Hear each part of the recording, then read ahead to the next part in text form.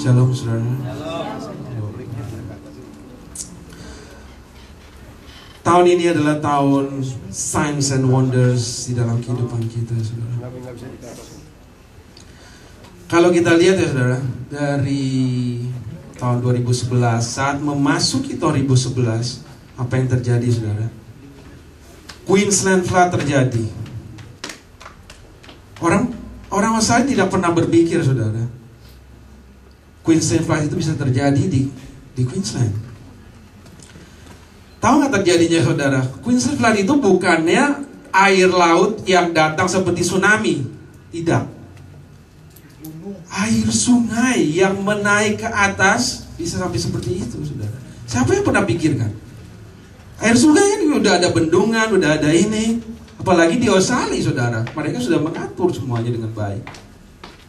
Tetapi itu bisa terjadi. Lalu kita lihat, itu belum habis saudara. Apalagi yang terjadi? Mesir digoncang. Saat dari saya masih SD saudara, yang namanya Presiden Mesir itu udah Hosni Mubarak. Sampai saya sekarang pun masih presidennya Hosni Mubarak. Gak pernah ganti-ganti saudara. Ya, tapi kenapa bisa terganti? Terus kalau ke saudara, kalau bisa riset sendiri ya, di CNN itu dikatakan bahwa kuda di Wahyu 6 ayat 8 itu dikatakan ada sightings mengenai kuda hijau kuning. Saudara bisa cek sendiri saudara, di Wahyu 6 ayat 8. Kuda hijau kuning itu dilepaskan. Dan di situ sudah ada yang tampak di dalam video itu saudara. Saat kuda hijau kuning itu dikatakan dia sudah dilepaskan, maut dan dia berencana untuk mengambil 1/4 kehidupan daripada manusia. Lalu Ibrani mengatakan apa saudara? Kita coba hubungan nih saudara. Apakah kita hidup di zaman apa? Kita harus mengerti juga saudara. Jangan kita tenang, tetapi tidak mengerti, tidak aware. Coba kita buka di Ibrani saudara. Ibrani yang ayat yang ke-12 di pasal 12.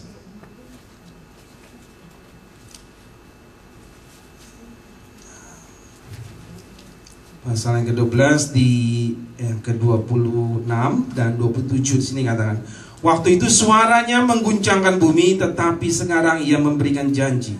1 kali lagi aku akan mengguncangkan bukan hanya bumi saja, melainkan langit juga. Ungkapan 1 kali lagi menunjuk kepada perubahan pada apa yang dapat digoncangkan, karena ia dijadikan supaya tinggal tetap apa yang tidak tergoncangkan. Ini berkata bahwa saudara, pride manusia, apa yang dibangga-banggakan manusia itu tidak tetap saudara. Dan ini yang Tuhan mau katakan kepada kita saudara. Kamu boleh bangun bendungan yang begitu baik, kamu boleh bangun benteng-benteng yang begitu kuat, tetapi kalau aku tidak bersama-sama dengan kamu, dalam satu kejap hilang. Coba kita lihat, sebelum Mesir terjadi, sebelum Mesir habis saudara, Libya mulai kena lagi. Lalu sekarang sebelahnya lagi saudara. Lalu itu belum habis juga, apa yang terjadi? Jepang saudara. Jepang udah biasa dengan gempa, tetapi dia tidak biasa dengan tsunami saudara. Sekali Tuhan mau mengatur sedikit aja digoncang, apa yang terjadi saudara? Beribu-ribu orang hilang. Pernah masih ingat tsunami yang terjadi di Aceh saudara? Sebelum tsunami itu terjadi, apa yang terjadi di sana? Orang Kristen dibunuh saudara, setiap hari. Convert katanya, convert, berubah. Kamu gak boleh pegang itu lagi, gak boleh Kristen. Mereka meminta ingin merayakan hari Natal, dibilang gak boleh di kota, gak boleh. Kamu lari ke gunung aja di sana. Lalu apa yang terjadi saudara? Pada tanggal 26 mereka mau merayakan Natal itu, tsunami datang. Yang dihapus siapa saudara? Orang yang tidak percaya. Dan orang yang percaya melihat sendiri tangan Tuhan Tuhan tidak tinggal diam, saudara. Nah, lalu apa yang kita harus pikirkan, saudara? Apakah kita hidup di zaman-zaman terakhir? Kalau saya bilang, ya saudara, kita sudah melihat tanda-tandanya, dan tanda-tandanya itu semakin nyata. Pada abad tahun 19, ada seorang yang bernama William Miller di Amerika. Orang ini terkenal, dia berapi-api, dan dia baru diselamatkan pada waktu abad 19. Kemudian setelah diselamatkan, dia pelajari mengenai kitab Daniel. Pada waktu itu keadaannya sama seperti sekarang, saudara. Banyak terjadi hal ini dan hal itu. Lalu orang mulai menanti-nanti, kapan ya Yesus datang, kapan Yesus datang. Dia mulai mempelajari, saudara, William Miller ini. Lalu dia mulai mengatakan, dia mulai hitung-hitung dari kitab Daniel. Katanya Yesus mungkin akan datang di antara tahun 1843 sampai 1844 katanya. Lalu dia mulai hitung kembali, dikatakan tanggal 22 Oktober 1844 Yesus akan datang. Banyak beribu-ribu orang percaya, saudara. Ribu-ribu orang percaya. Pada pagi-pagi mereka udah pada ke gunung, udah pada ke gereja, sudah siap-siap diri. Ada yang di makam, udah mau bertemu dengan orang yang udah ditinggalkan. Ya udah siap-siap. Apa yang terjadi, saudara? Tidak terjadi apa-apa. Lalu mereka, orang-orang Kristen ini mulai kecewa. Orang-orang yang bukan Kristen kecewa juga. Sinis, jadi sinis. Tuh orang Kristen tuh lihat. Seperti orang bodoh. Kita dipandang seperti orang bodoh. Lalu apa yang kita katakan, saudara? Apakah nubuatan dari Alkitab itu tidak benar? Enggak juga. Tapi kadang memang memusingkan, saudara. Saya juga sering dengar ya, saudara, pada hamba Tuhan ada yang membawakan mengenai nanti lo Tuhan akan datang, sudah ada lembu merah katanya. Saya dengar di satu orang lain mengatakan, mari kita pelajari mengenai naskah tulang Elisa katanya. Mungkin mereka akan datang. Jaga-jaga katanya. Terus ada lagi yang ngomong, di Israel sekarang dia menjadi panitianya, dan dia sudah mengumpulkan orang Israel itu untuk kembali ke sana karena Mesias akan datang. Maksud mereka Mesias adalah Tuhan Yesus, saudara. Tapi menurut kita, Tuhan Yesus akan datang kedua kali. Orang Israel ini sekarang udah siap-siap, saudara. Lalu gimana dengan kita, saudara? Saya juga pernah mendengar bahwa di Bandung pernah terjadi hal yang sama, saudara. Pendeta di Bandung sudah mengatakan, Yesus akan datang nih pada hari ini. Mulai mereka jual-jual semua, meninggalkan pekerjaan mereka, meninggalin keluarga, mulai hal-hal yang aneh, saudara. Tapi kita nggak mau kan, saudara, kita berada di dalam hal tersebut, di dalam keadaan seperti itu, menjadi kekecewaan yang besar. Lalu bagaimana kita harus bertindak, saudara? Kalau menurut saya, saudara, untuk menangani hal nubuatan Allah kapan Yesus itu akan datang, kita harus mulai dengan pertanyaan yang tepat, saudara. Bukan bertanya kepada Tuhan bagaimana cara dia datang, tetapi kita memulai dengan cara kita balik, saudara. Saya tahu bahwa engkau akan datang yang kedua kali. Lalu bagaimana saya harus hidup, saudara? Bagaimana saya harus bersiap-siap supaya sampai kau datang itu aku sudah siap. Nah, Petrus pada hari ini yang saya mau bawakan, saudara, Petrus sedang menulis di surat Petrus yang pertama ini mengenai keadaan di jemaat yang sedang di dalam keadaan aniaya. Hidup atau tidak pun belum tahu mereka, karena mereka sedang dikirim waktu itu. Kristen yang baru-baru, mereka baru percaya Kristus. Kemudian mereka dikocar-kacir dengan tentara Romawi, dipisahkan ke sini, dipisahkan ke sana, harus supaya jangan macam-macam. Mereka bisa juga dibunuh, dipenjarakan. Masuk Petrus pada waktu itu keadaannya akan sangat gampang untuk melepas kepercayaan mereka. Dan Petrus mengatakan, hiduplah jangan seperti jangan seperti kalau Yesus datang masih lama. Hiduplah seperti kalau Yesus datang malam ini. Apakah kamu siap sedia? Mari yuk kita baca sama-sama, saudara. Di suratan Petrus 1 pasal yang keempat, ayat 7 sampai 11. Mari, kalau bisa saya undang bangkit ke diri, kita baca bersama-sama, saudara. Baca yang keras ya, saudara. Kita hormati firman Tuhan. 3, 2, 1. Kesudahan segala sesuatu sudah dekat. Karena itu kuasailah dirimu dan jadilah tenang, supaya kamu dapat berdoa. Tetapi yang terutama, kasihilah sungguh-sungguh seorang akan yang lain, sebab kasih menutupi banyak sekali dosa.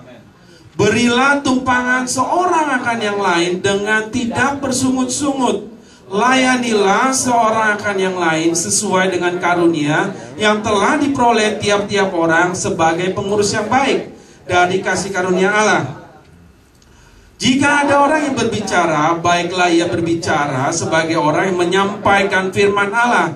Jika ada orang yang melayani, baiklah ia melakukannya dengan kekuatan yang dianugerahkan Allah, supaya Allah dimuliakan di dalam segala sesuatu karena Yesus Kristus. Amin. Nah, kalau kita lihat ayat yang pertama, Petrus mulai mengatakan kesudahan segala sesuatu sudah sangat dekat.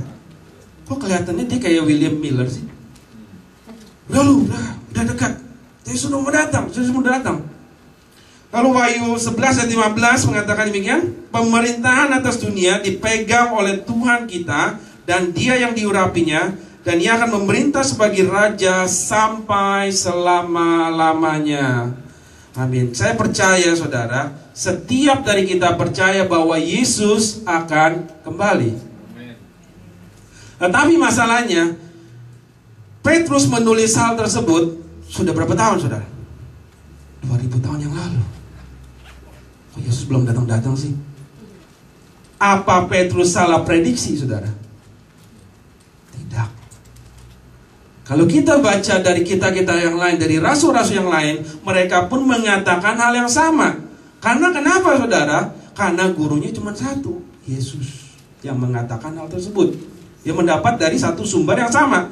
Demikianlah kita bisa yakin, saudara. Kalau mereka mengatakan berbeda-beda, kita juga nggak bisa yakin. Tetapi mereka mengatakan hal yang sama, bahwa Yesus sudah sangat dekat akan datang.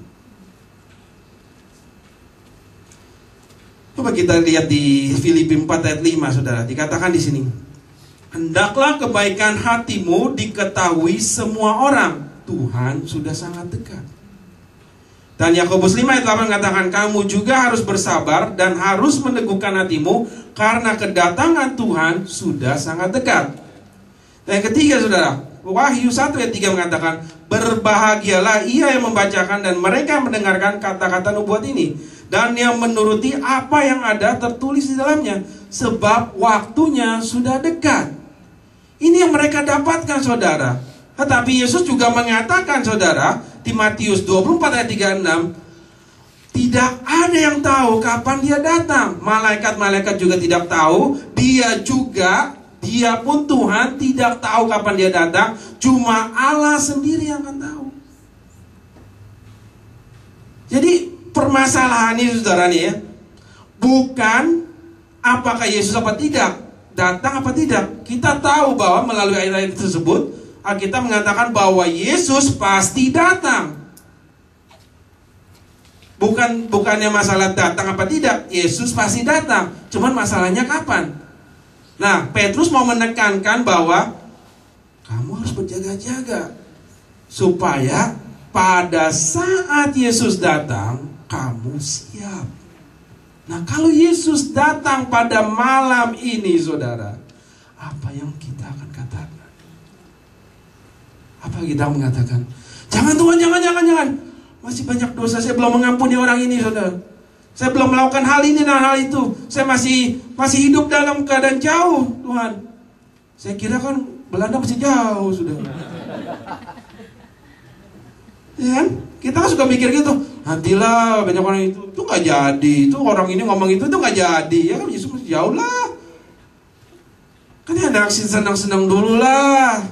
Ya, ya. Canda. Apakah yang kita katakan kalau Yesus datang malam ini? Kalau memang tidak ada hari esok, saudara, bagaimana yang kita katakan? Kita harus tetap bersiap-siap. Karena seperti seorang istri yang menanti suaminya pulang dari keadaan yang jauh, dari bertugas. Seperti seorang anak yang selalu menantikan papanya untuk pulang bermain. Saya kalau sama anak saya, saudara ya, kalau biasa-biasa gitu, dia jarang cari saya, saudara. Dia selalu dekat sama mamanya. Tapi kalau saya sudah mulai lama kerja gitu, kalau saya pulang langsung, ya, saya dengar dari istri saya, ditanyain lu kemana mulu? Dia mau main bola katanya. Kita cuma main bola, kita cuma main kalau sama papanya, kalau sama mama, kalau tidur cari mama, kalau apa cari mama. Seperti itu, saudara, selalu merindukan, dan kita harus bersiap-siap selama ini, saudara. Nah, jangan seperti ini, saudara ya. Saya pernah waktu itu, waktu punya mobil pertama, saya mungkin udah ceritain tapi dengar sedikit aja, saya singkat ya. Waktu punya mobil pertama saya mau drive, waktu itu mama saya datang, saya mau drive ke Canberra, saudara. Full tank kan, kalau pergi gampang, cepet terus pergi. Si bensin nggak usah, tenang aja. Pas pulangnya udah tinggal setengah udah mulai turun dikit gitu. Dan saya juga nggak tahu karena baru punya mobil, karena nggak pernah punya mobil, ini mobil pertama saya, saudara. Dan saya juga nggak tahu di perjalanan itu bisa pakai berapa itu. Saya kan lihat kalau perjalanan dari Sydney ke Canberra itu pom bensin itu banyak, saudara. Tapi kalau perjalanan baliknya saya nggak pernah tahu bahwa pom bensin itu cuma sedikit. Ya udah, jalan tenang-tenang aja, jalan. Mulai turun, tok udah merah tuh, saudara. Ya kan, kalau mobil di sini kan ada tanda merah gitu, udah sampai ujung gitu. Ini udah sampai ujung kali, saudara. Udah 15 menit yang lalu masih begitu. Udah matiin AC, udah buka gitu kan. Ini panas nih, mendingan pakai ini aja gitu, bilang istri. Istri sudah tahu, tapi yang mama saya kan nggak tahu. Terus sama satu lagi, mereka tidur aja enaknya jalan-jalan gitu. Kita depan bingung, itu pom bensin kok nggak ada ya. Tadi banyak sebelah. Ya, begitulah, saudara. Jangan sampai keadaan kita seperti itu, saudara. Saat kita menanti Tuhan, kita nggak mau kan, saat kita buka TV, ya, Fajar udah naik, ya, Pak Rusdi udah naik, ya, Bu Yogi udah naik. Berarti apa, saudara? Ya, ketinggalan dia. Tahu nggak, saudara, jangan mau sampai kita ketinggalan. Kalau kita baca Wahyu, yang ketinggalan itu adalah zaman aniaya, Alkitab tidak ada, mulai penganiayaan itu terjadi.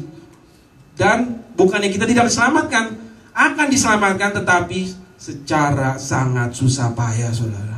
Ya mungkin kita dicambuk atau di apa gitu, itu sudah akan terjadi, saudara. Jangan sampai kita ketinggalan. Amin.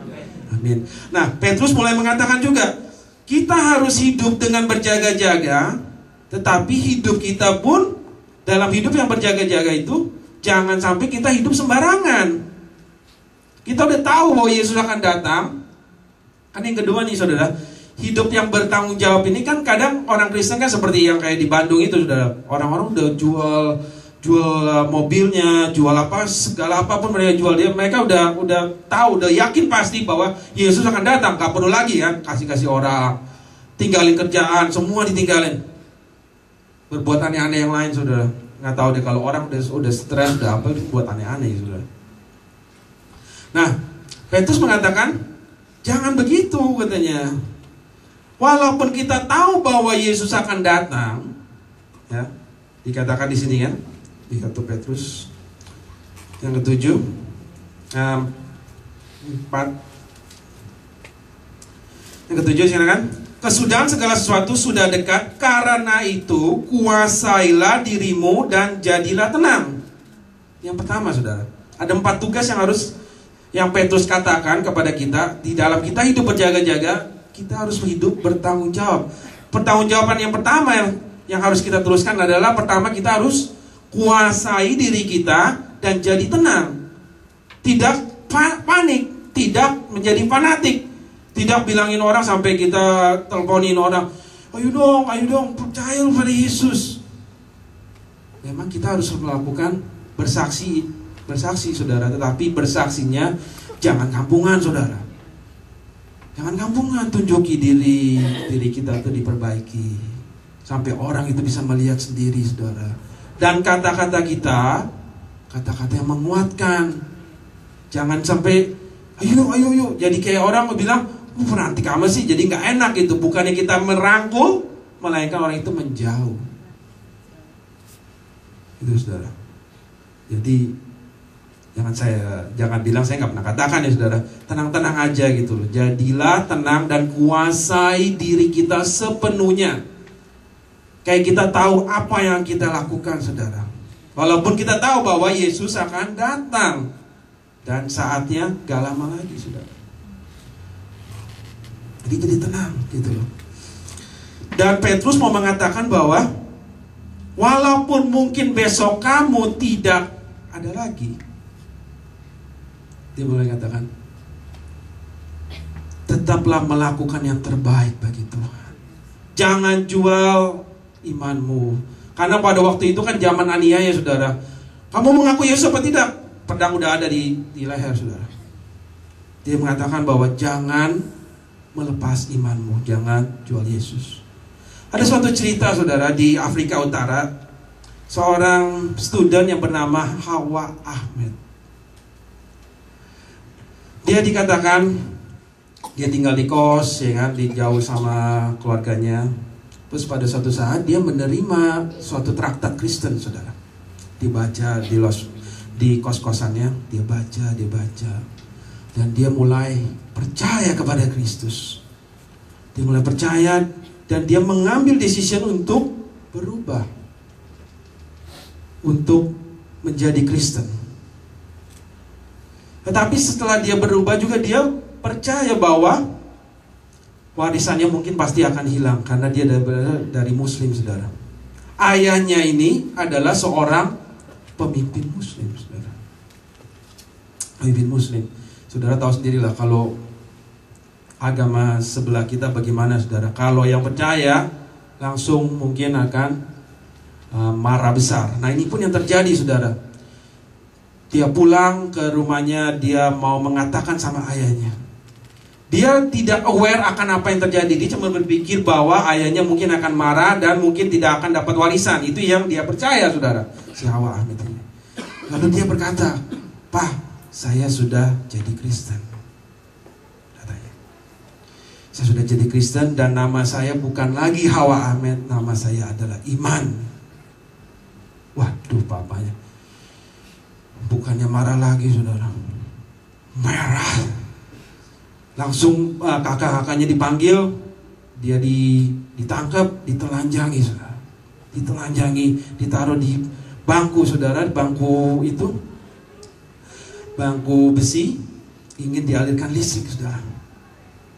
Sebelum hal itu terjadi, dia berkatakan, "Tolong, bisa nggak taruh Alkitab di bangkuan saya?" katanya. Terus papanya berkomentar, "Ya udah, kalau kamu ingin mati dengan agamamu yang salah, biarlah demikian terjadi." Ditaruh. Kakaknya juga menambahi, saudara, itu kan akan terbukti kalau Tuhanmu tidak bisa berbuat apa-apa. Mulai dikasih pasal kitab itu ditaruh, saudara. Dia merasakan damai. Dia mulai bisa pegang sedikit di ujungnya Alkitab itu, saudara. Dan dia mulai merasakan bahwa ada seseorang yang mendampingi dia. Kemudian kakak-kakaknya sama papanya sudah mulai instruksikan, "Ayo, listrik." Jadi lampu bernyala, saudara. Dia tarik kabel, di satu sisi ditaruh, plus minus. Mulai dia mau tusukan, alirkan listrik. Lampunya berubah, saudara, tapi tidak terjadi apa-apa. Ini bingung mereka. Udah deh, mungkin kabel yang salah kali, kabel yang salah. Ganti kabel. 2, 3, 4, 5. Gak terjadi apa-apa, saudara. Gak terjadi apa-apa. Papanya sampai udah frustasi. Terus dibuka, ya kan? Udah nggak bisa apa-apa, ya. Dia nggak bisa berhasil. Dibuka, itunya, ditampar. Kamu bukan anak saya lagi. Keluar sana. Dilemparkan secara telanjang, saudara. Gak pakai baju selai pun. Dibuang keluar di jalanan. Dia berlari sampai perasaan gemetar, saudara. Perasaan gemetar, dia berlari di jalanan, orang melihat-lihat dia, saudara. Sampai kalau kita lihat kayak orang bingung kan, orang ini lari kenapa gitu. Terus dia lari ke tempat temannya, dikasih masuk, dikasih baju, dikasih penginapan, saudara. Lalu mulai temannya tanya besok harinya kepada orang-orang yang melihat, saudara. Tetangga-tetangga jadi tanya, kamu lihat gak kemarin si Iman berlari? Apa yang kamu lihat nih? Saya juga bingung, katanya. Kok dia berlari? Kasih menutupi banyak sekali dosa. Berilah tumpangan seorang akan yang lain dengan tidak bersungut-sungut. Layanilah seorang akan yang lain sesuai dengan karunia yang telah diperoleh tiap-tiap orang sebagai pengurus yang baik dari kasih karunia Allah. Jika ada orang yang berbicara, baiklah ia berbicara sebagai orang yang menyampaikan firman Allah. Jika ada orang yang melayani, baiklah ia melakukannya dengan kekuatan yang dianugerahkan Allah, supaya Allah dimuliakan di dalam segala sesuatu karena Yesus Kristus. Amin. Nah, kalau kita lihat ayat yang pertama, Petrus mulai mengatakan kesudahan segala sesuatu sudah sangat dekat. Kok kelihatannya dia kayak William Miller sih? Udah dekat.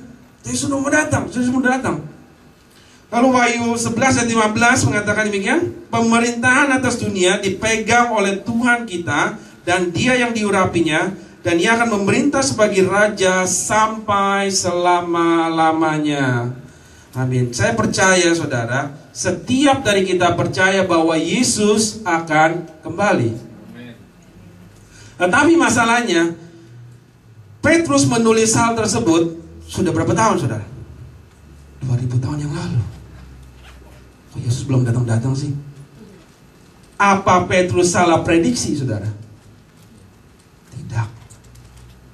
Kalau kita baca dari kitab-kitab yang lain, dari rasul-rasul yang lain, mereka pun mengatakan hal yang sama.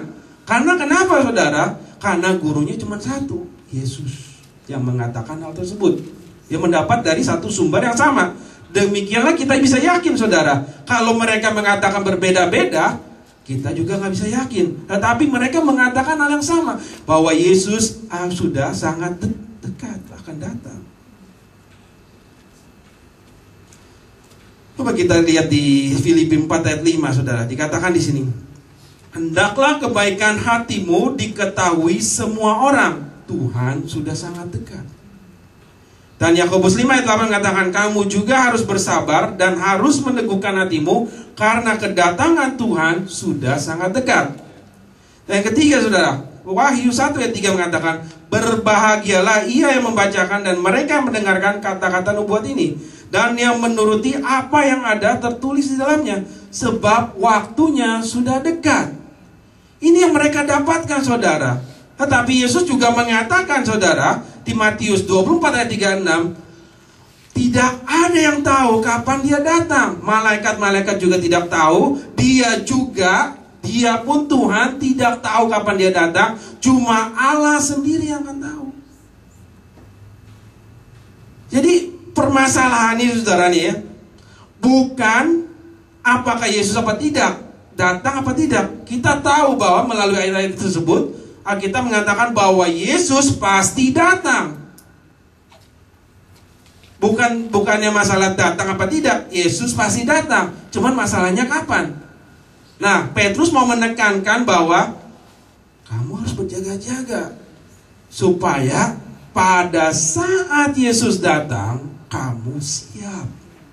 Nah, kalau Yesus datang pada malam ini, saudara, apa yang kita akan katakan? Apa kita mengatakan? Jangan Tuhan, jangan. Masih banyak dosa, saya belum mengampuni orang ini, saudara. Saya belum melakukan hal ini dan hal itu. Saya masih hidup dalam keadaan jauh, Tuhan. Saya kira kan Belanda masih jauh, sudah. Ya kan? Kita kan suka mikir gitu. Nantilah banyak orang itu nggak jadi. Itu orang ini ngomong itu nggak jadi. Ya kan Yesus masih jauh lah. Kan ya ada senang-senang dulu lah. Ya kan. Canda. Apakah yang kita katakan kalau Yesus datang malam ini? Kalau memang tidak ada hari esok, saudara, bagaimana yang kita katakan? Kita harus tetap bersiap-siap.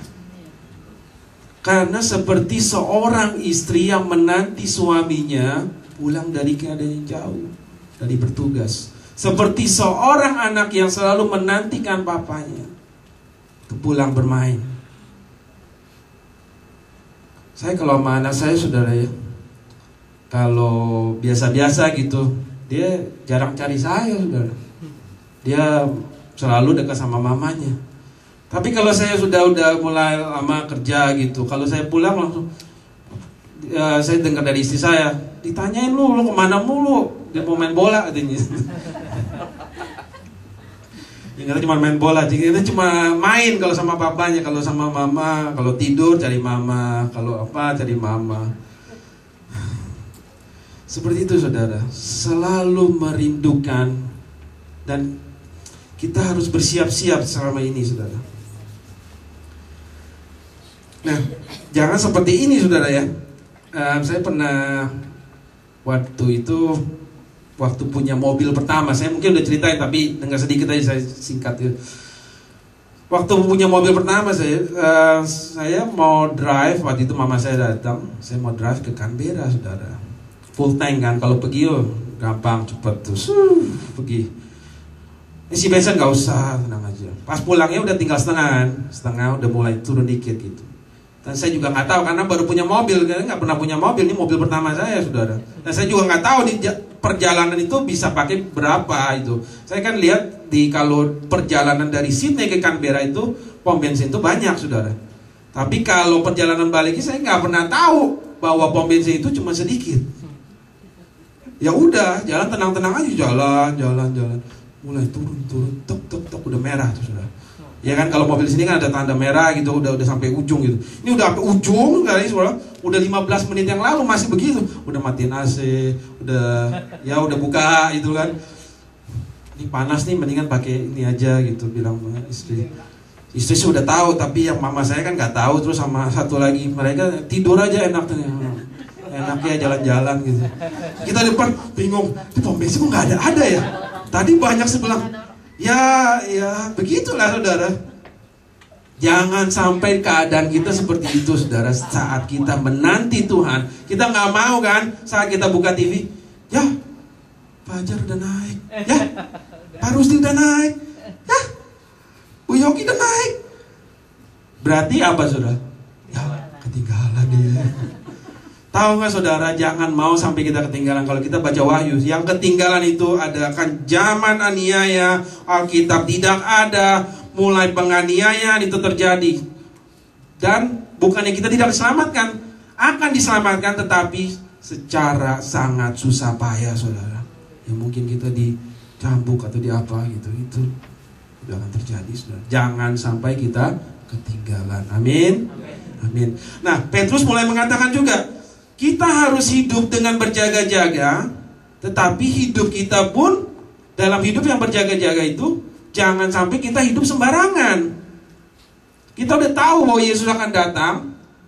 Kan yang kedua nih, saudara, hidup yang bertanggung jawab ini kan kadang orang Kristen kan seperti yang kayak di Bandung itu, saudara. Orang-orang udah jual mobilnya, jual segala apapun mereka jual, mereka udah tahu, udah yakin pasti bahwa Yesus akan datang. Gak perlu lagi kan kasih orang, tinggalin kerjaan, semua ditinggalin, berbuat aneh-aneh yang lain, saudara. Nggak tahu deh, kalau orang udah stres, udah apa, buat aneh-aneh, saudara. Nah, Petrus mengatakan Jangan begitu katanya. Walaupun kita tahu bahwa Yesus akan datang, ya, dikatakan di sini kan, di 1 Petrus yang ke-7, 4. Yang ke-7 silakan. Kesudahan segala sesuatu sudah dekat, karena itu kuasailah dirimu dan jadilah tenang. Yang pertama, saudara, ada 4 tugas yang Petrus katakan kepada kita. Di dalam kita hidup berjaga-jaga, kita harus hidup bertanggung jawab. Pertanggungjawaban yang pertama yang harus kita teruskan adalah, pertama kita harus kuasai diri kita dan jadi tenang. Tidak panik, tidak menjadi fanatik. Tidak bilangin orang sampai kita teleponin orang, ayo dong, percaya pada Yesus. Memang kita harus melakukan bersaksi, saudara. Tetapi bersaksinya jangan kampungan, saudara. Jangan kampungan, tunjuki diri kita itu diperbaiki sampai orang itu bisa melihat sendiri, saudara. Dan kata-kata kita, kata-kata yang menguatkan. Jangan sampai ayo. Jadi kayak orang bilang, nanti kamu sih, jadi nggak enak gitu. Bukannya kita merangkul, melainkan orang itu menjauh. Itu, saudara. Jadi jangan bilang saya nggak pernah katakan ya, saudara. Tenang-tenang aja gitu loh. Jadilah tenang dan kuasai diri kita sepenuhnya. Kayak kita tahu apa yang kita lakukan, saudara. Walaupun kita tahu bahwa Yesus akan datang dan saatnya gak lama lagi, saudara. Jadi tenang gitu loh. Dan Petrus mau mengatakan bahwa walaupun mungkin besok kamu tidak ada lagi, dia boleh katakan, tetaplah melakukan yang terbaik bagi Tuhan. Jangan jual imanmu. Karena pada waktu itu kan zaman aniaya, saudara. Kamu mengaku Yesus apa tidak? Pedang udah ada di leher, saudara. Dia mengatakan bahwa jangan melepas imanmu, jangan jual Yesus. Ada suatu cerita, saudara, di Afrika Utara. Seorang student yang bernama Hawa Ahmed. Dia dikatakan dia tinggal di kos, ya kan, di jauh sama keluarganya. Terus pada suatu saat dia menerima suatu traktat Kristen, saudara. Dibaca di kos-kosannya, dia baca. Dan dia mulai percaya kepada Kristus. Dia mulai percaya dan dia mengambil decision untuk berubah, untuk menjadi Kristen. Tetapi setelah dia berubah juga dia percaya bahwa warisannya mungkin pasti akan hilang karena dia dari Muslim, saudara. Ayahnya ini adalah seorang pemimpin Muslim, saudara. Pemimpin Muslim. Saudara tahu sendirilah kalau agama sebelah kita bagaimana, saudara. Kalau yang percaya langsung mungkin akan marah besar. Nah, ini pun yang terjadi, saudara. Dia pulang ke rumahnya, dia mau mengatakan sama ayahnya. Dia tidak aware akan apa yang terjadi. Dia cuma berpikir bahwa ayahnya mungkin akan marah dan mungkin tidak akan dapat warisan. Itu yang dia percaya, saudara. Si Hawa Ahmed ini. Lalu dia berkata, "Pak, saya sudah jadi Kristen," katanya. "Saya sudah jadi Kristen dan nama saya bukan lagi Hawa Ahmed, nama saya adalah Iman." Waduh, papanya bukannya marah lagi, saudara, merah. Langsung kakak-kakaknya dipanggil, dia ditangkap, ditelanjangi, saudara. Ditelanjangi, ditaruh di bangku, saudara, bangku itu bangku besi, ingin dialirkan listrik, saudara. Sebelum hal itu terjadi, dia berkatakan, "Tolong, bisa nggak taruh Alkitab di bangkuan saya," katanya. Terus papanya berkomentar, "Ya udah, kalau kamu ingin mati dengan agamamu yang salah, biarlah demikian terjadi." Ditaruh. Kakaknya juga menambahi, saudara, itu kan akan terbukti kalau Tuhanmu tidak bisa berbuat apa-apa. Mulai dikasih pasal kitab itu ditaruh, saudara. Dia merasakan damai. Dia mulai bisa pegang sedikit di ujungnya Alkitab itu, saudara. Dan dia mulai merasakan bahwa ada seseorang yang mendampingi dia. Kemudian kakak-kakaknya sama papanya sudah mulai instruksikan, ayo listrik. Jadi lampu bernyala, saudara. Dia tarik kabel, di satu sisi ditaruh, plus minus. Mulai dia mau tusukan, alirkan listrik. Lampunya berubah, saudara, tapi tidak terjadi apa-apa. Ini bingung mereka. Udah, mungkin kabel yang salah kali, kabel yang salah. Ganti kabel. 2, 3, 4, 5. Gak terjadi apa-apa, saudara. Gak terjadi apa-apa. Papanya sampai udah frustasi. Terus dibuka, ya kan? Udah nggak bisa apa-apa, dia nggak bisa berhasil. Dibuka, itunya, ditampar. Kamu bukan anak saya lagi. Keluar sana. Dilemparkan secara telanjang, saudara. Gak pakai baju selai pun. Dibuang keluar di jalanan. Dia berlari sampai perasaan gemetar, saudara. Perasaan gemetar, dia berlari di jalanan, orang melihat-lihat dia, saudara. Sampai kalau kita lihat kayak orang bingung kan, orang ini lari kenapa gitu. Terus dia lari ke tempat temannya, dikasih masuk, dikasih baju, dikasih penginapan, saudara. Lalu mulai temannya tanya besok harinya kepada orang-orang yang melihat, saudara. Tetangga-tetangga jadi tanya, kamu lihat gak kemarin si Iman berlari? Apa yang kamu lihat nih? Saya juga bingung, katanya. Kok dia berlari?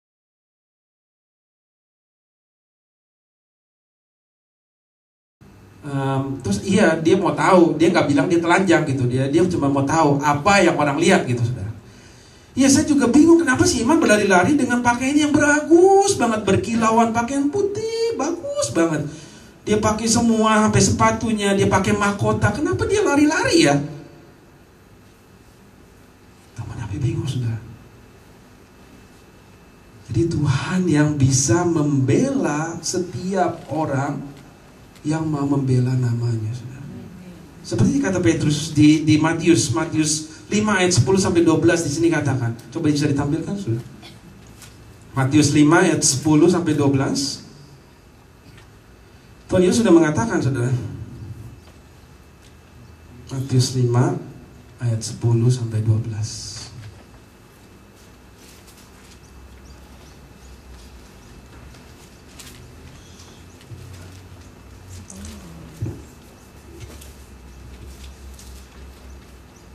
Saya bacakan aja, saudara ya. Di sini katakan, berbahagialah orang yang dianiaya oleh sebab kebenaran, karena merekalah yang punya kerajaan sorga. Dan berbahagialah kamu jika karena aku kamu dicela dan dianiaya, dan kepadamu difitnahkan segala yang jahat. Bersukacita dan bergembiralah, karena upahmu besar di sorga, sebab demikian juga telah dianiaya nabi-nabi yang sebelum kamu.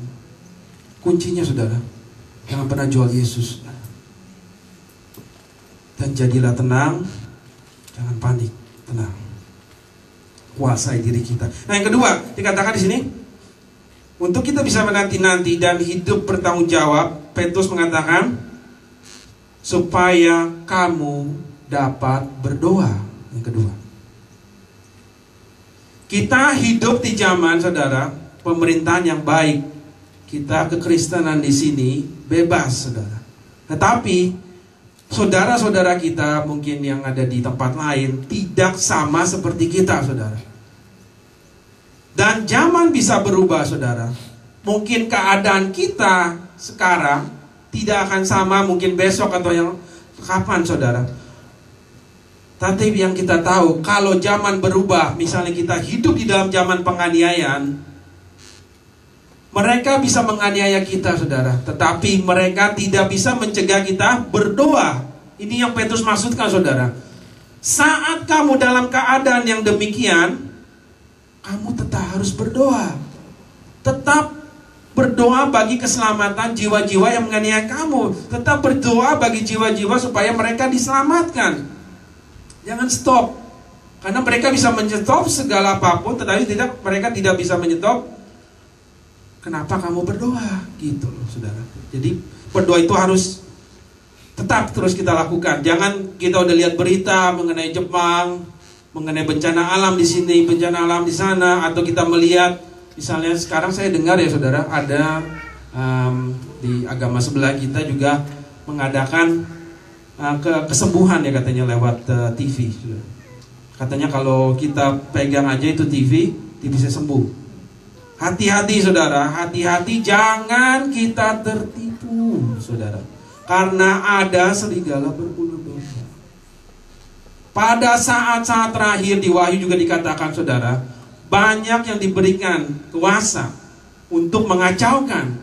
Dan kita harus menguji yang mana yang benar dan kita pegang saudara. Jangan, kuncinya adalah jangan jual Yesus. Jangan jual Yesus. Dan tetap berdoa dan uji saudara, yang mana yang benar. Apakah itu mereka mengaku Yesus sebagai Tuhan dan Juru Selamat? Kalau tidak, hati-hati saudara. Pegang iman kita dengan benar. Amin. Nah, yang ketiga saudara, Petrus mengatakan bahwa tetapi kamu harus kasihilah sungguh-sungguh seorang akan yang lain, sebab kasih menutupi banyak sekali dosa. Petrus menekankan bahwa kita harus mengasihi dengan sungguh-sungguh. Dalam keadaan pada waktu dia menulis hal ini saudara, keadaan stres di zaman aniaya saudara. Kalau orang sedang dalam keadaan stres, kebanyakan biasanya kita suka melihat kesalahan orang, benar? Kita bilang, ya orang dia nggak begini, dia nggak begitu. Contoh gini aja saudara, ini tempat lain yang mungkin ya nggak ada di sini saudara. Kita di gereja datang gitu, kita lihat kok lampunya terang sih, enakan di tempat gua gelap-gelap misalnya. Tuh lampu satu udah saudara. Terus tadi lihat lagi, kok ininya merah sih. Bagusnya kan hijau, jadi mata itu adem. Dia pakai alasan sendiri gitu, dia create saudara. Dia create gitu. Tapi yang Petrus ajarkan ya saudara, keadaan kita boleh stres, kita boleh tertekan, tetapi kita harus tetap menjalankan perintah Tuhan, mengasihi orang lain dengan sungguh-sungguh. Yang kedua dikatakan, kalau kamu beri tumpangan, jangan suka bersungut-sungut, jangan suka komplain. Kalau bantu aja, udah itu saudara. Seperti perintah Yesus di Yohanes 13 ayat 34 sampai 35 dikatakan, aku memberikan perintah baru kepada kamu, yaitu supaya kamu saling mengasihi sama seperti aku telah mengasihi kamu. Demikian pula kamu harus saling mengasihi. Dengan demikian semua orang akan tahu bahwa kamu adalah murid-muridku, yaitu jikalau kamu saling mengasihi. Amin. Coba nih kalau kita, ya kalau tubuh Kristus kan itu kan banyak tangan ya saudara. Coba kalau kita lihat tubuh Kristus adalah sebagai tubuh. Misalnya nih, mata kita lagi stres gitu. Misalnya kita tuh mata gitu lah, lagi stres, mungkin kacau gitu, kita nggak mungkin mulai lihat buram-buram gitu. Apakah enak kita hidupnya? Itu satu orang, setiap kita adalah unik di mata Tuhan saudara. Setiap kita diberikan talenta yang berbeda-beda. Saudara Pak Rusdi ada di sini tidak sama seperti Ibu Flora, tugasnya berbeda saudara. Tidak sama seperti Pak Willy, senyumnya aja beda, ya kan Pak Willy. Tanpa saudara ada di dalam tubuh Kristus, gereja ini tidak mungkin sama. Setiap orang membutuhkan yang lain. Jadi kalau ada yang sakit saudara, kita harus cepat-cepat rangkul dia, kita coba perbaiki dia, saling mengasihi. Apa sih yang dia perlukan? Bantu doa, bukannya dimusuhi saudara. Nah, yang keempat, kita harus tetap melayani. Dikatakan di sini kan, dikatakan di 10 dan 11, layanilah seorang akan yang lain sesuai dengan karunia yang telah diperoleh tiap-tiap orang sebagai pengurus yang baik dari kasih karunia Allah. Jika ada orang yang berbicara, baiklah ia berbicara sebagai orang yang menyampaikan firman Allah. Jika ada orang yang melayani, baiklah ia melakukannya dengan kekuatan yang dianugerahkan Allah, supaya Allah dimuliakan di dalam segala sesuatu karena Yesus Kristus. Begini saudara, kalau tentang menunggu kedatangan Tuhan yang kedua kali, Tuhan Yesus sering mengatakan perumpamaan kan, mengenai talenta, mengenai ada yang diberi talenta 1, diberi talenta 3, dan diberi talenta 5. Nah, arti pengurus ini atau pengurus atau stewardship adalah hamba, saudara. Kalau hamba itu artinya, saudara ya, kita mesti ngerti artinya dulu baru kita bisa bergerak, saudara. Artinya hamba itu, saudara, diberikan kepercayaan menggunakan semua resources dari tuannya untuk kepentingan tuannya. Nah, kalau di dalam konteks ini, saudara, yang dikatakan kita sebagai pengurus yang baik, artinya bahwa Yesus adalah Tuhan atau Allah adalah Tuhan kita. Kita semua, saya dan saudara, adalah yang dipercayakan oleh Tuhan. Yang dipercayakan apa? Begini, saudara, kita napas saja, saudara, itu karena kemurahan Tuhan. Nah, tapi kan orang di luar juga bernapas. Ya iya, orang di luar belum tahu bahwa itu nafasnya dari Tuhan. Tapi kita yang tahu, kita harus sadar. Nah, itu juga tidak terbatas dengan karunia rohani, saudara. Apa yang dipercayakan di dalam kehidupan kita, misalnya di sini dikatakan, ya kan, kalau diberikan karunia berbicara ini, mungkin berkata mengenai masalah khotbah, orang yang berkhotbah, orang yang bersaksi, orang yang mengajar, itu kita harus melakukan hal yang baik. Karena semua yang kita terima, saudara, itu asalnya dari Tuhan, bukan milik kita. Kita tuh cuma memakainya untuk kepentingan Tuhan. Ada amin sini? Ini, saudara. Jadi jangan pernah kan kalau kita mulai diangkat sama Tuhan, kita mulai menganggap diri kita, wow, udah mulai hebat, udah mulai ini. Ingat, saudara, saya mau ingatkan hari ini lagi, saudara, jangan pernah menganggap apa yang kita punya itu adalah milik kita sendiri. Itu cuma dipercayakan kepada kamu. Kalau kita mulai melemah, saudara, Tuhan pun bisa pakai hamba yang lain, saudara. Itu tergantung sama kita, saudara, mau kita kerjakan atau tidak. Karena Tuhan percayakan kepada kita. Itu bukan milikmu, itu adalah milik Tuhan. Ngerti gak, saudara? Yang kita harus lakukan adalah kita melakukan yang terbaik untuk kemuliaan Tuhan. Jadi kalau yang diberi tugas, saudara, misalnya dia mengatakan lagi, kalau yang melayani, layanilah seorang akan yang lain dengan yang baik. Kalau dia mengatakan melayani, begini, saudara, kita mungkin karunia kita bukan adalah di khotbah atau bersaksi atau berdoa. Mungkin karunia kita melayani tempat lain. Kita bisa masak, kita bisa bantu-bantu di gereja, kita bisa main piano, kita bisa main drum, kita bisa nyanyi, atau kita bisa lakukan hal yang lain, saudara. Tapi kalau kita dipercayakan, jangan berpangku tangan, kita harus bekerja, saudara. Karena kita sudah dipercayakan. Kan Tuhan juga bilang bahwa siapa yang mempunyai, maka kepadanya akan diberi lebih.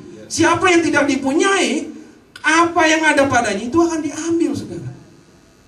Jadi jangan sedikit-sedikit, misalnya kita udah misalnya pakailah misalnya kita main gitar atau apa gitu ya. Terus kemudian ada orang yang baru, misalnya ada jemaat baru, mulai ditaruh misalnya untuk main gitar lagi, kita mulai sedikit. Kok dia dulu belum ada orang itu, aku yang dipakai terus. Kok sekarang pakai orang lain? Apa artinya aku? Gitu. Jangan akunya yang digedein, saudara. Tuhan yang digedein. Amin. Karena kita melayani adalah untuk Tuhan. Itu bukan punyamu, itu adalah milik Tuhan, saudara. Jadi kalau kita hidup dengan cara seperti ini, saudara, hidup kita gak stres, saudara. Karena Tuhan yang akan nambahi setiap hari. Yang kita lakukan adalah melakukan yang terbaik, melakukan yang terbaik. The best, give the best. Dan jangan suka komplain, saudara. Daripada komplain, mendingan kita lakukan sesuatu untuk yang lebih baik. Karena disitulah Tuhan dimuliakan di dalam kehidupan kita. Ada contoh gini, saudara ya. Contohnya ada seorang anak, tiba-tiba ceritanya, contoh dah, namanya si Magdalena gitu ya. Magdalena pulang nangis, dia nangis sama mamanya. Kenapa? Mamanya lagi cuci piring, saudara. Kenapa sih kamu nangis? Iya mami, tahu kan yang saya udah ceritain katanya, mengenai peran yang ada di sekolah. Saya nggak terpilih jadi Cinderella, saya dipilih jadi yang itu, yang bantu-bantu yang lain, jadi nggak peran utama.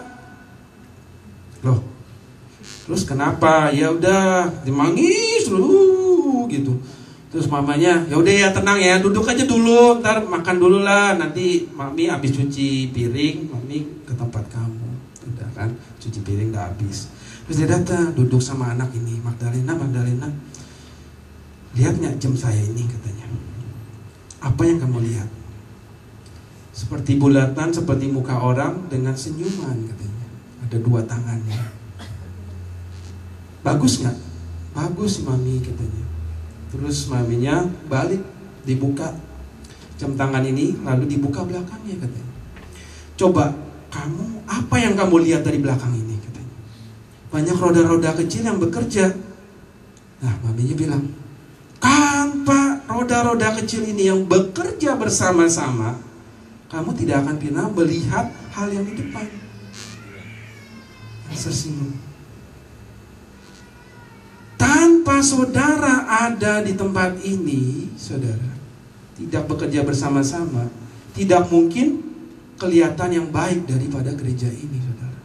Setiap dari kita adalah unik. Tuhan mempercayakan kepada kita hal yang berbeda. Yang harus kita lakukan adalah bekerja bersama-sama menjadi pengurus yang baik untuk kemuliaan Tuhan. Amin. Nah, yang ketiga, saudara, kita sudah mempelajari Petrus mengenai cara kita menunggu-nunggu adalah cara seperti pengharapan, berjaga-jaga. Yang kedua, kita harus bertanggung jawab, hidup bertanggung jawab. Walaupun Yesus masih akan datang atau dunia hancur besok, Martin Luther mengatakan dia tetap akan menanam pohon apelnya dan tetap akan membayar hutang-hutangnya hari ini. Hidup yang bertanggung jawab. Yang ketiga, hidup yang memuliakan Tuhan. Hidup yang memuliakan Tuhan bagaimana, saudara? Banyak orang Kristen yang menunggu-nunggu kedatangan Tuhan bukan karena mereka mengasihi Tuhan, loh, saudara. Karena mereka stres akan hidup ini. Ada mortgage lah, ada mesti nganterin anak sekolah, ada tangisan, ada kematian, ada ditinggalkan, ada sedih hati. Mereka karena menunggu-nunggu Tuhan itu, jadi bukan karena mereka mengasihi Tuhan, tetapi mereka karena stres akan dunia ini. Cepatnya Tuhan datang. Karena di surga tidak akan dikatakan, tidak akan ada sedih hati, tidak akan ada kepahitan, tidak akan ada hal yang lain, tidak ada kematian. Cuma senang-senang. Saya tahu, saudara, di pikiran saudara mungkin berpikir, kalau di surga saya mau begini, saya mau begitu. Benar, saudara. Tapi di sini pun, di dunia ini pun, kita bisa melakukan hal yang sama seperti di surga, saudara. Dengan caranya yang pertama adalah kita memuliakan Tuhan di dalam kehidupan kita. Itu sama, saudara, antara di surga dengan di sini. Saat kita hidup memuliakan Tuhan. Kerjaan kita di surga ngapain, saudara? Bangun pagi, haleluya. Tuhan juga sediain semuanya, saudara. Saudara mau mancing, main golf, semua Tuhan sudah sediain, saudara, untuk kesenangan saudara. Karena dia perancangan yang terbaik bagi putra-putrinya yang ada di dunia ini. Dia sedang menunggu-nunggu, dia juga gak mau tahan lama-lama, saudara. Tetapi selama kita menunggu, kita harus hidup memuliakan Dia, yang sama seperti yang kita lakukan di sini. Kita namanya latihan dulu, saudara. Nanti kalau kita udah di sana, kita nggak stres, saudara. Kerjaan kita adalah memuji Tuhan. Setiap hari, saudara. Beribu-ribu tahun, iya beribu-ribu tahun kita yang kerjanya memuji Tuhan. Gak ada pekerjaan, bukan gak ada pekerjaan, senang-senang saudara, gak ada tangisan. Amin. Kita latih dulu dari sekarang. Haleluya. Mari kita bangkit berdiri saudara.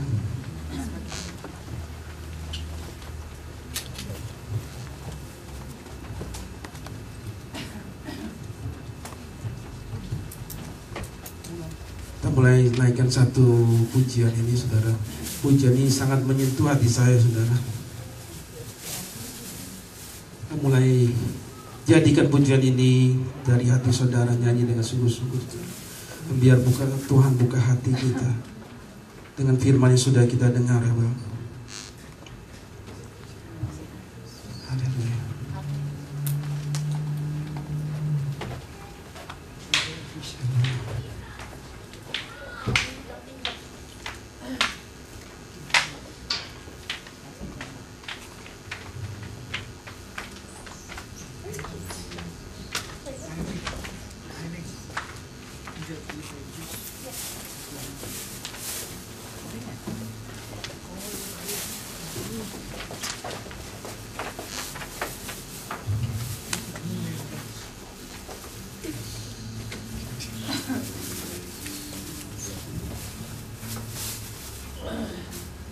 Hidup seperti tidak ada hari esok berarti adalah hidup yang penuh pengharapan saudara.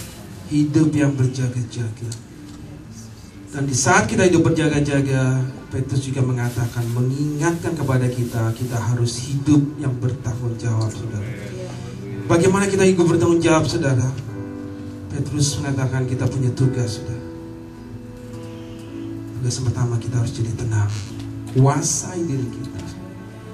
Kedua dia mengatakan kita harus tetap berdoa. Yang ketiga, kita harus tetap mengasihi saudara-saudara kita.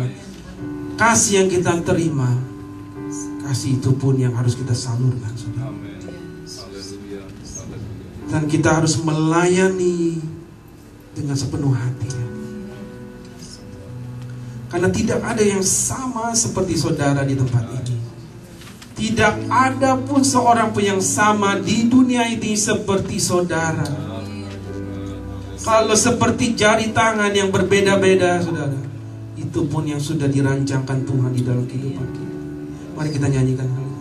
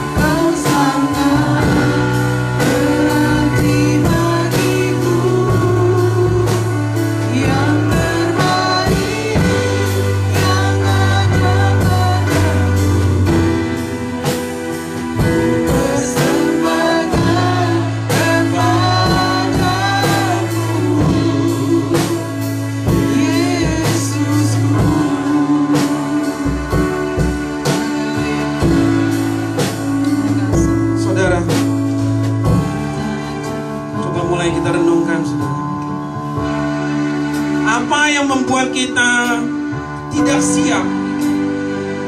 Kalau Tuhan berkata, malam ini aku datang, apa yang membuat kita bertahan? Apa yang membuat kita mengatakan, Tuhan jangan datang dulu, karena aku belum mengampuni orang ini. Tuhan jangan datang dulu, karena aku belum melakukan hal ini dan hal itu bagi. Tuhan jangan datang dulu, karena aku belum melakukan sesuatu yang terbaik bagimu. Mari saudara, mulai perbaiki, mulai buat komitmen saudara. Hidup kita harus berubah. Kita harus bersiap-siap saudara. Hiduplah seperti kalau tidak ada hari esok saudara. Hidup yang berjaga-jaga selalu. Tetapi jangan panik saudara. Karena Tuhan akan datang seperti pada waktunya. Yang harus dilakukan pada kita saudara, kita harus melakukan yang terbaik yang bisa kita lakukan pada hari ini. Dan biarlah Tuhan dimuliakan di dalam kehidupan kita.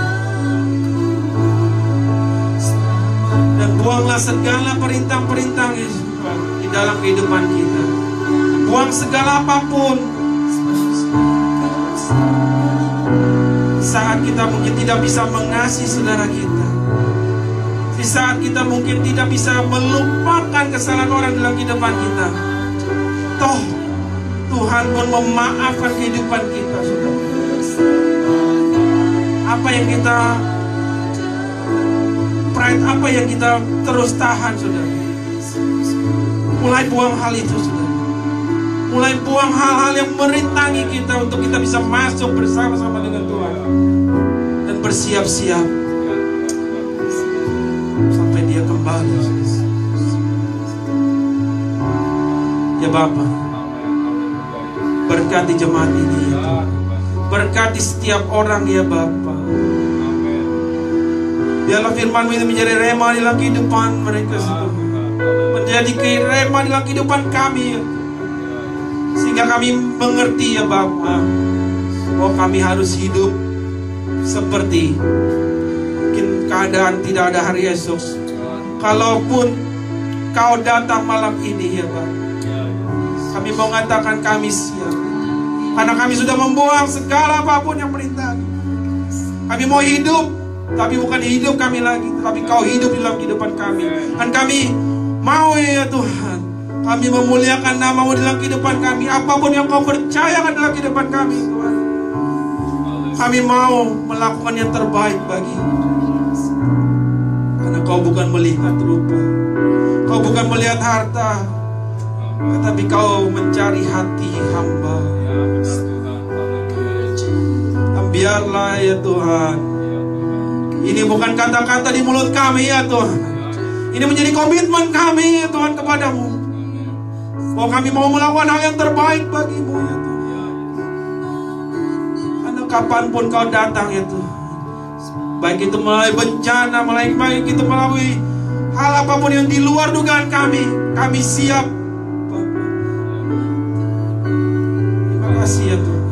Berkati jemaat ini semakin hari semakin mature ya Tuhan. Semakin hari Kau angkat ya Tuhan. Dan semakin hari makin bersinar ya Tuhan. Dialah kehidupan setiap orang yang datang ke tempat ini ya Tuhan. Kau ubah ya Tuhan, menjadi lampu-lampu yang baru ya Tuhan, yang bisa dilihat orang ya Tuhan, bahwa di sini ada terang ya Tuhan. Kehidupan, setiap kehidupan jemaat yang ada di Campbelltown ini ya Tuhan, di Minto ini ya Tuhan, Kau berkati ya Tuhan. Apapun yang mereka lakukan ya Tuhan, baik mereka melayani-Mu ya Bapak, mereka bekerja ya Tuhan, mereka berbisnis ya Tuhan, mereka melakukan studi ya Tuhan, atau apapun ya Bapak, angkat kehidupan mereka ya Tuhan, sehingga orang bisa melihat kemuliaan-Mu nyata di dalam kehidupan setiap pribadi yang hadir di tempat ini. Engkau tambahkan lebih lagi ya Tuhan.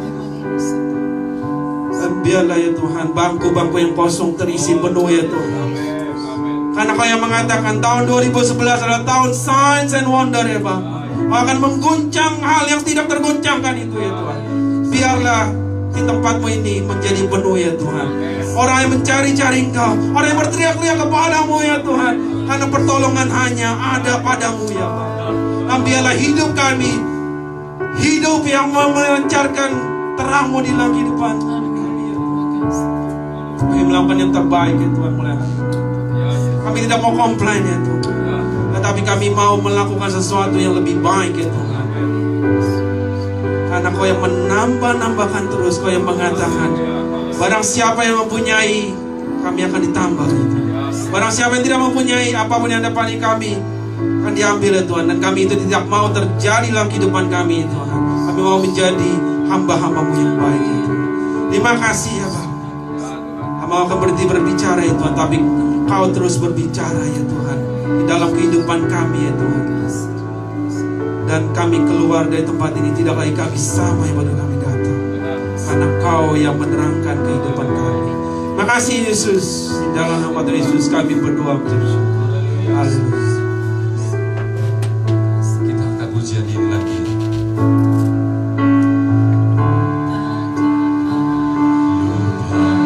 Kebaikan yang Kau terima,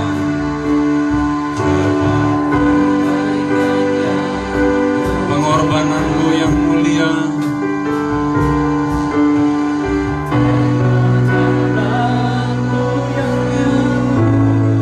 jadikanku berharga.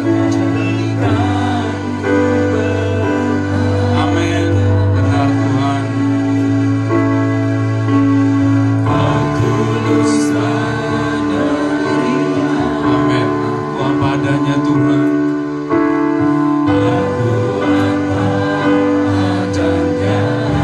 Kekuatan kasih-Mu sungguh nyata Tuhan. Kekuatan kasih-Mu nyata, memulihkan hidupku. Kau bukan Tuhan yang melihat kita. Amin. Kau bukan Tuhan yang memandang harta.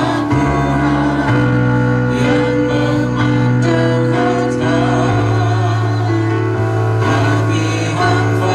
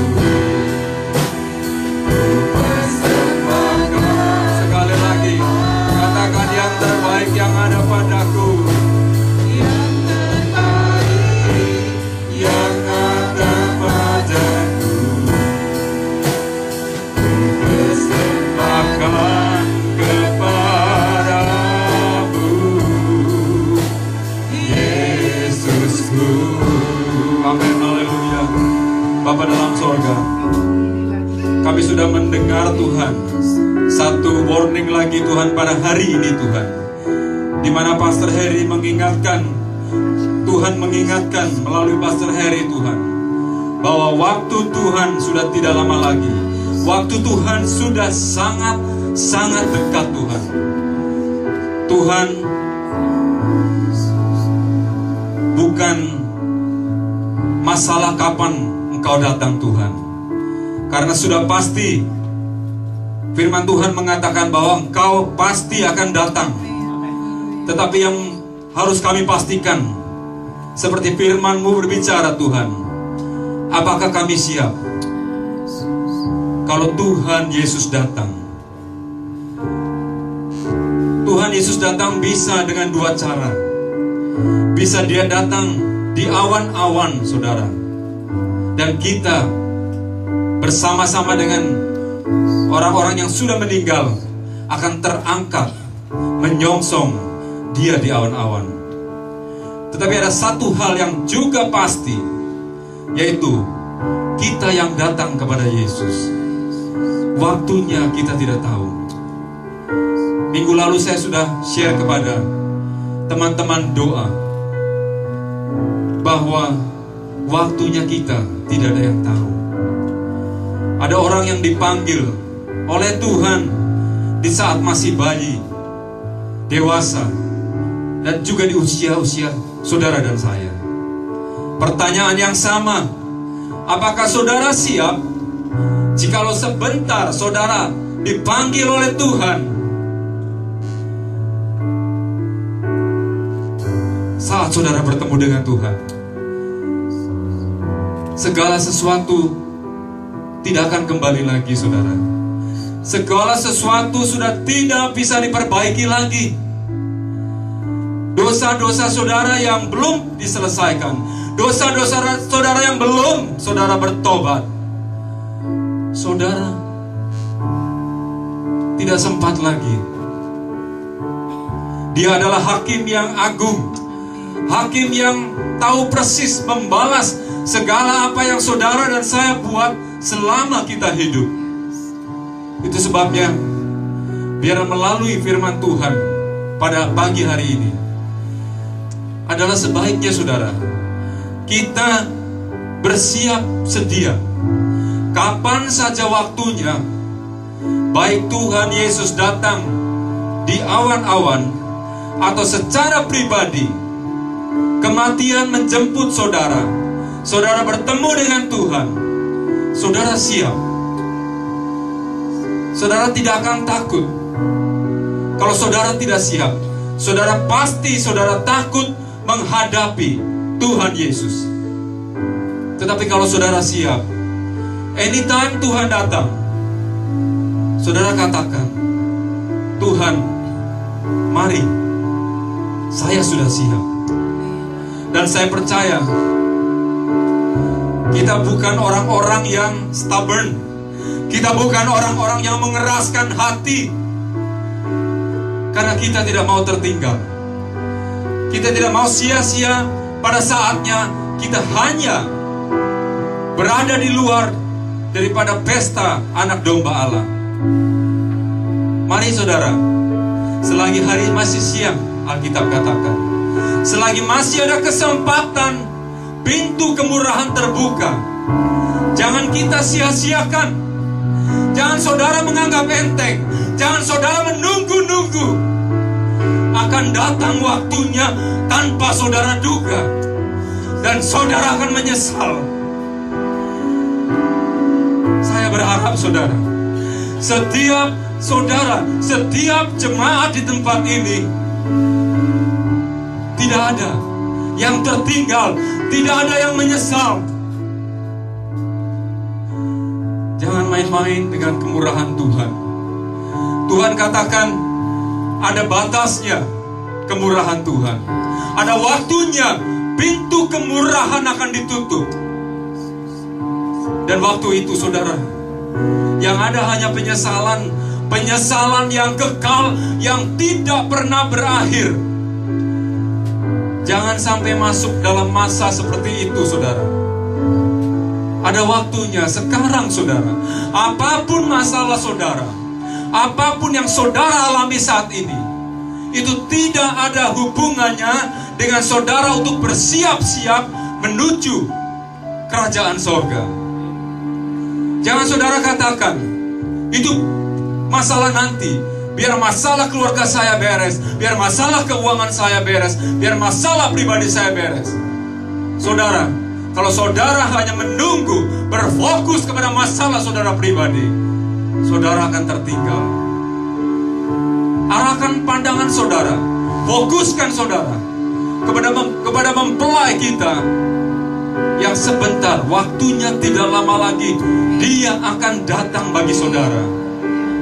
Itu sebabnya saudara,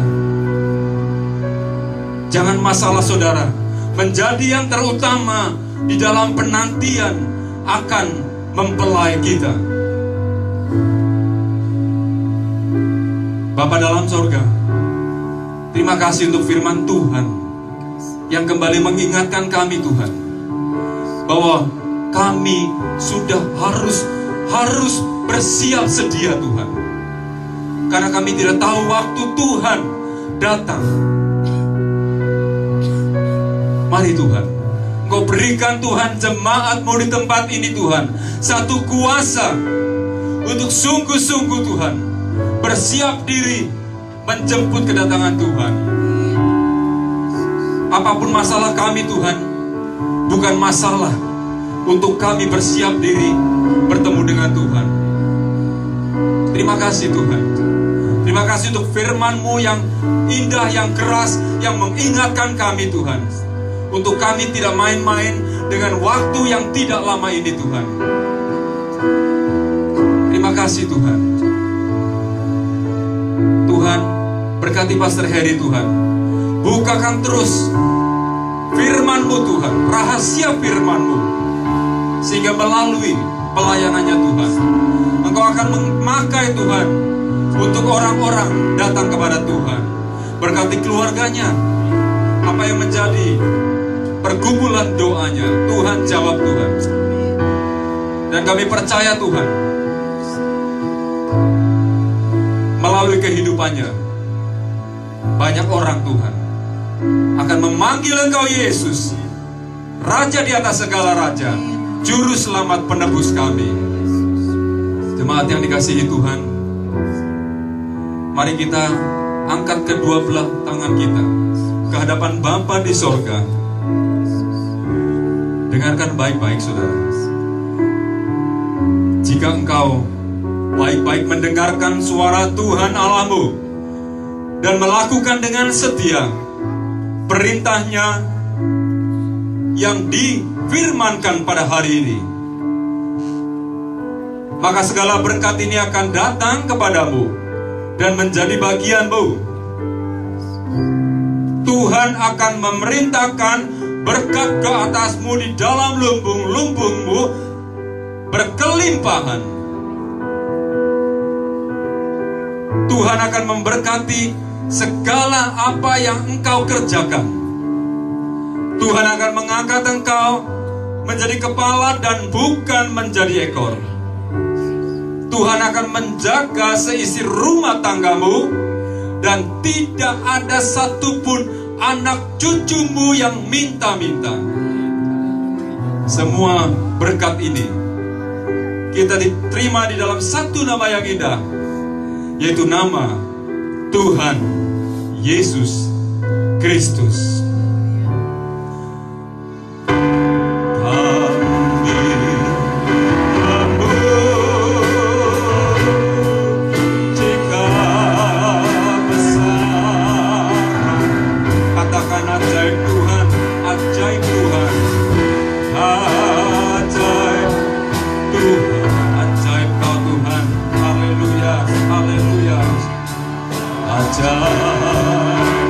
Tuhan, kami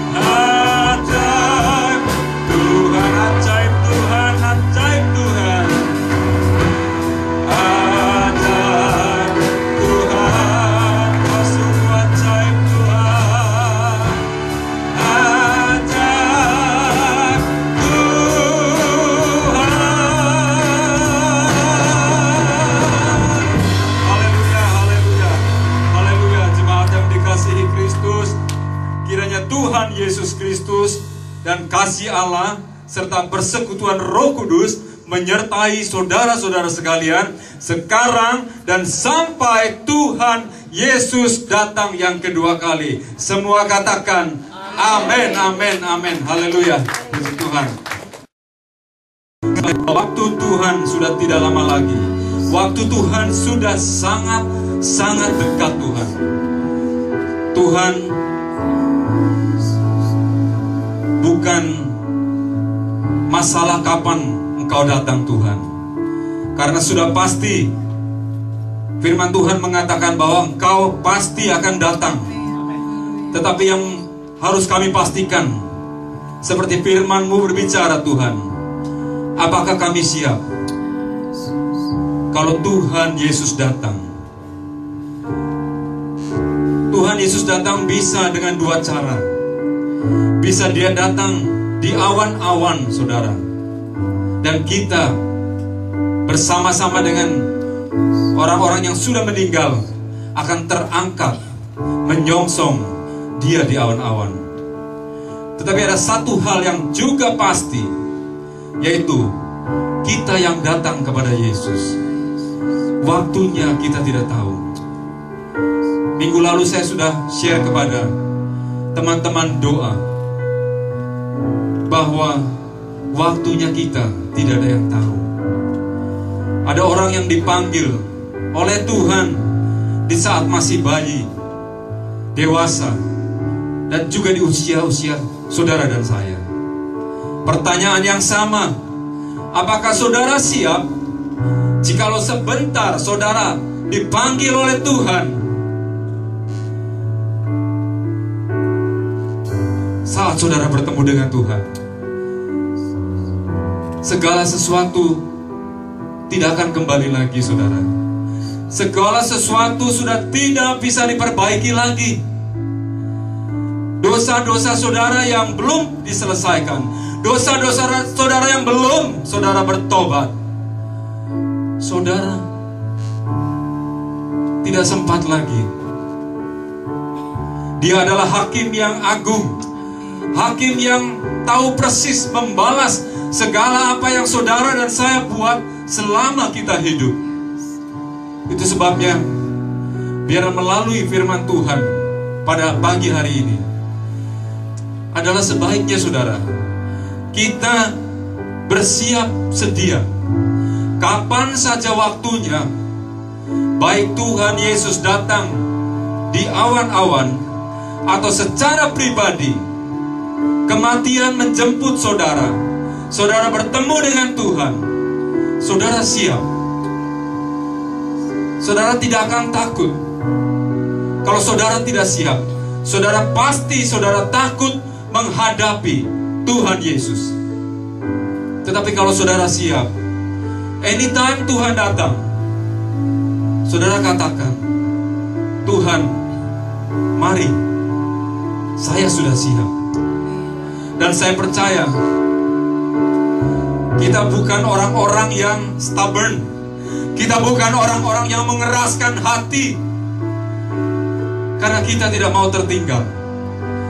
Kita tidak mau sia-sia pada saatnya kita hanya berada di luar daripada pesta anak domba Allah. Mari saudara, selagi hari masih siang, Alkitab katakan, selagi masih ada kesempatan, pintu kemurahan terbuka, jangan kita sia-siakan. Jangan saudara menganggap enteng. Jangan saudara menunggu-nunggu. Akan datang waktunya tanpa saudara duga, dan saudara akan menyesal. Saya berharap saudara, setiap saudara, setiap jemaat di tempat ini, tidak ada yang tertinggal, tidak ada yang menyesal. Jangan main-main dengan kemurahan Tuhan. Tuhan katakan ada batasnya kemurahan Tuhan. Ada waktunya pintu kemurahan akan ditutup. Dan waktu itu saudara, yang ada hanya penyesalan, penyesalan yang kekal, yang tidak pernah berakhir. Jangan sampai masuk dalam masa seperti itu, saudara. Ada waktunya sekarang, saudara. Apapun masalah saudara, apapun yang saudara alami saat ini, itu tidak ada hubungannya dengan saudara untuk bersiap-siap menuju kerajaan sorga.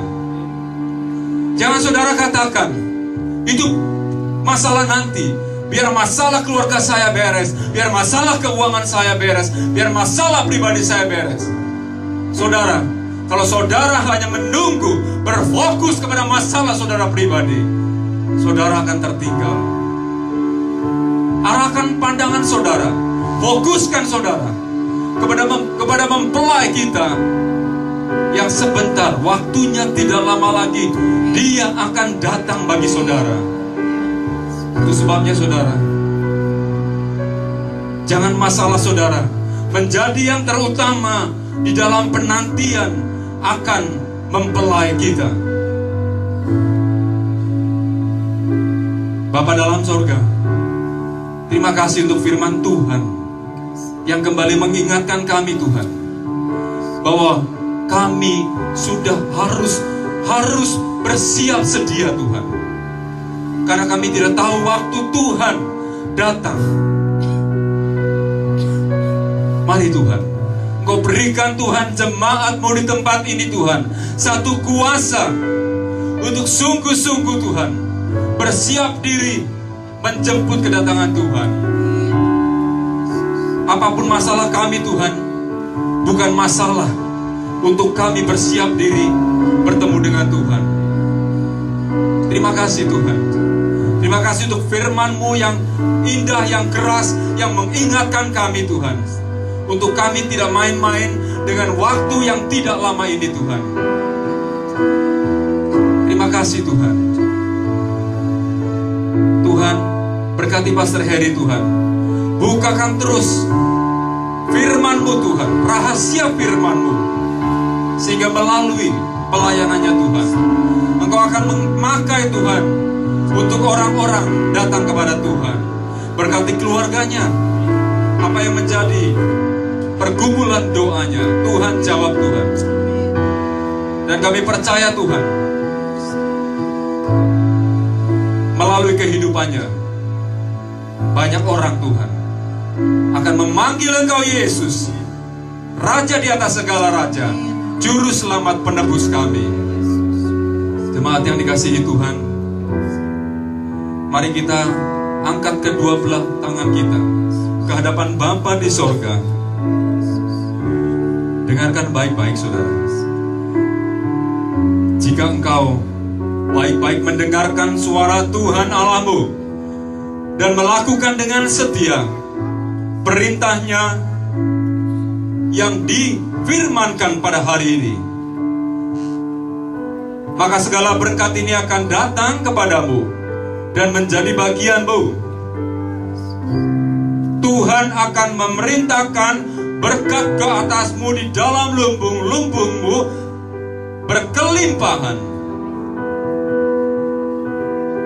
Tuhan akan memberkati segala apa yang engkau kerjakan. Tuhan akan mengangkat engkau menjadi kepala dan bukan menjadi ekor. Tuhan akan menjaga seisi rumah tanggamu, dan tidak ada satupun anak cucumu yang minta-minta. Semua berkat ini kita diterima di dalam satu nama yang indah, yaitu nama Tuhan Yesus Kristus.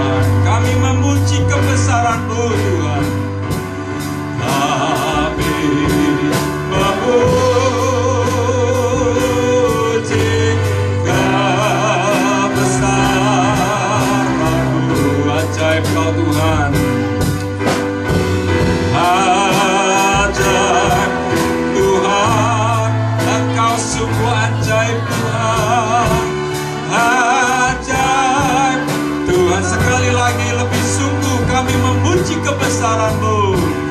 Kami memuji kebesaran.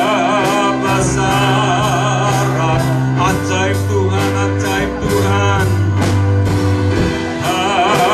Ajaib Tuhan, ajaib Engkau, Allah yang luar biasa Tuhan. Ajaib Tuhan. Katakan kami memuji kebesaran-Mu. Kami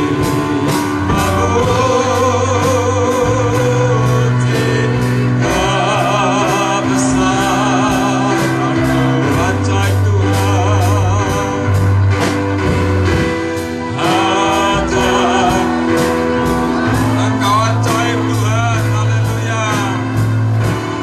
Ajaib Tuhan, ajaib Tuhan, ajaib Tuhan. Ajaib Tuhan, kau sungguh ajaib Tuhan. Ajaib Tuhan.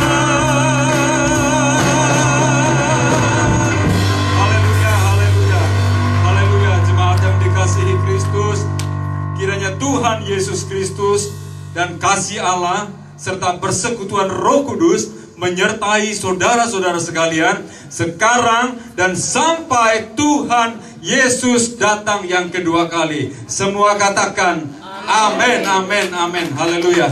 Puji Tuhan.